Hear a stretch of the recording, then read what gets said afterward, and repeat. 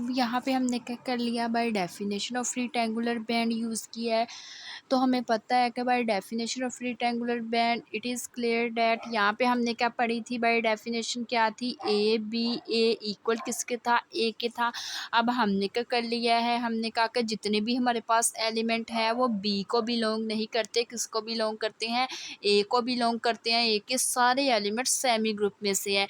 तो by definition तो हमारे पास क्या थी, ए बी, ए वो इक्वल किसके था, ए का। अब हमने क्या कर दिया है, क्योंकि हमारे पास सेमी ग्रुप ओनली बिलोंग करता है वन एलिमेंट ए, तो बी को भी हमने क्या कह दिया, ए कह दिया। तो ये हमारे पास क्या आ गया, ए डॉट ए इक्वल आ जाएगा ए के। तो ये हमारे पास ए इंटू ए इंटू ए क्यूब आ जाएगा इक्वल टू ए आ जाएगा। अब मैंने आप लोगों को बताया भी था, मैंने कहा था कि जब अडेम्पोटेंट हमने प्रूव करना हो तो हमें पता है कि अगर हम टू टर्म्स का स्केल लें तो आने वाला आंसर वही नंबर आए। इवन के लिए हमारे पास क्या था, ए की पावर जब हम 4 करेंगे तो आने वाला आंसर ए पावर हमारे पास क्या है, 2 आए। तो ये हमारे पास जो इवन पावर है उसके लिए हमें क्या करना पड़ता है, अडेम्पोटेंट की डेफिनेशन सेटिस्फाई करवाना पड़ती है। जो ओड है उसके लिए हमारे पास अडेम्पोटेंट सेटिस्फाई नहीं होता है ओड नंबर के लिए। अब हमें क्या करना पड़ेगा, ये ए क्यूब है, ए क्यूब यहाँ पे हमारे पास ए स्क्वायर आ जाता। तो अब हम क्या करेंगे, इसको मल्टीप्लाई करवा देंगे, ए को मल्टीप्लाई करवा देंगे दोनों साइड से। तो यहाँ पे हमने लिखा multiply by both side of equation 1 by A. जब हम इसको ए से मल्टीप्लाई करवाएंगे तो ये ए पावर 4 बन जाएगी। जब इसको ए से मल्टीप्लाई करवाएंगे तो ए पावर हमारे पास क्या आ जाएगी, 2 आ जाएगी। तो यहाँ पे हम देख भी सकते हैं कि ये हमारे पास हमने दोनों तरफ ए से मल्टीप्लाई करवा दिया, ये ए पावर 4 आ गई और ये ए पावर ए की पावर का क्या आ गया, स्क्वायर आ गया। अब हम क्या करेंगे, अगेन बाय डेफिनेशन यूज़ करेंगे, क्योंकि हमें क्या चाहिए, हमने अडेम्पोटेंट हमने फाइंड करना है। अडेम्पोटेंट हमारे पास बेसिकली क्या होता है, ए स्क्वायर हमारे पास किसके इक्वल आना चाहिए, ए के ही इक्वल आना चाहिए। अब हमने क्या करना है, ये चीज़ फाइंड करनी है। इस चीज़ को फाइंड करने के लिए अगेन हमें by definition of rectangular band use करनी पड़ेगी।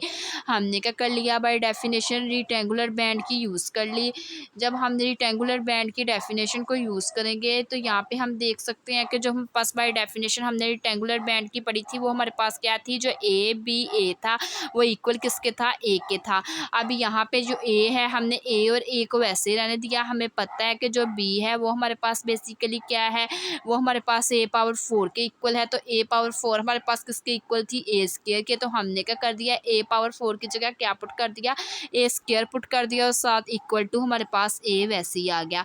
अब जब हम इसको क्या करेंगे, ये हमारे पास सारी पावर्स को आपस में मल्टीप्लाई करेंगे तो ये ए पावर 2 इंटू ए पावर 4 आ जाएगा। हमें पता है जो ए पावर 4 है वो किसके इक्वल है, ए पावर 2 के इक्वल है। तो यहाँ पे हमने क्या कर दिया, ए पावर 2 लिख दिया। ए पावर 2 हमारे पास किसके इक्वल आ गई, ए के इक्वल आ गई। तो यही चीज़ हमारे पास क्या होती है, अडेम्पोटेंट होती है। तो ये हमारे पास क्या होगी, सबसे पहले फर्स्ट कंडीशन हमारे पास सेटिस्फाई होगी। कोई भी सेमी ग्रुप एस का एलिमेंट ले तो उसका हर एलिमेंट हमारे पास क्या होता है, अडेम्पोटेंट होता है। अब हम क्या करेंगे, सेकंड अपनी प्रॉपर्टी को सेटिस्फाई करवाएंगे। वो हमारे पास प्रॉपर्टी क्या थी, जो ए बी ए है वो इक्वल आना चाहिए ए सी के। तो सबसे पहले हमें क्या करना पड़ेगा, यहाँ पे वैल्यूज़ लेट करना पड़ेगी। ए और बी की वैल्यूज़ को हम क्या कर लेंगे, ए बी सी की वैल्यूज़ को लेट कर लेंगे। By definition of rectangular band की हेल्प से हमने उसको लेट कर लेना है। By definition of rectangular band पढ़ी है वो किसके इक्वल थी, ए बी इक्वल हमारे पास किसके था, ए के था। तो यहाँ पे ए हमें एक हमें क्या मिल गई, वैल्यू मिल गई ए की। वो हमारे पास क्या मिली, जो ए है वो इक्वल आ रहा है ए बी ए के। इसी तरह हम क्या करें, अगर सी की वैल्यू फाइंड करना चाहें तो हम क्या करेंगे, ए की जगह क्या लगा देंगे, सी लगा देंगे। सी बी क्या आ जाएगा, सी।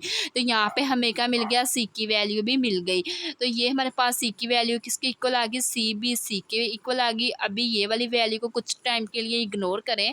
तो आप लोगों ने क्या करना है, नेक्स्ट यहाँ पे अगर देखें प्रॉपर्टी नंबर 2 में फाइंड करना था, जो ए सी है वो इक्वल आना चाहिए ए बी के। तो यहाँ पे ए और सी की वैल्यू आप लोगों को मिल गई हुई है। ए और सी की वैल्यू को पुट कर दें। ए की वैल्यू हमारे पास किसके इक्वल आई है, ए बी ए के इक्वल आई है। सी की वैल्यू हमारे पास किसके इक्वल आई है, सी बी सी के इक्वल आई है। यहाँ से ए बी को हमने कॉमन ले लिया। बेसिकली हमने फाइंड क्या करना है, ए बी सी फाइंड करना है। यहाँ से हमने ए बी को कॉमन ले लिया, यहाँ से हमने सी को कॉमन ले लिया। कॉमन लेने के बाद ये जितनी भी हमारे पास वैल्यू बची इसको हमने क्या कह दिया, बी कह दिया। तो हमने कहा कि जो बेसिकली बी है वो हमारे पास किसके इक्वल है, बी इंटू ए सी इंटू बी के इक्वल है। ये हमारे पास टर्म किसके इक्वल आ गई, इसकी जगह हमने बी पुट कर दिया। तो ये हमारे पास क्या होगी, प्रॉपर्टी नंबर 2 भी सेटिस्फाई होगी। जो ए बी सी है वो इक्वल आ गया ए सी के, या जो ए सी है वो हमारे पास इक्वल किसके होगा, ए बी सी के। तो ये था आज का हमारा लेक्चर। अगर आप लोगों को मेरा आज का वीडियो लेक्चर पसंद आए तो मेरे चैनल को सब्सक्राइब, मेरी वीडियो को लाइक और शेयर ज़रूर करें। Thanks for watching. अल्लाह हाफिज़।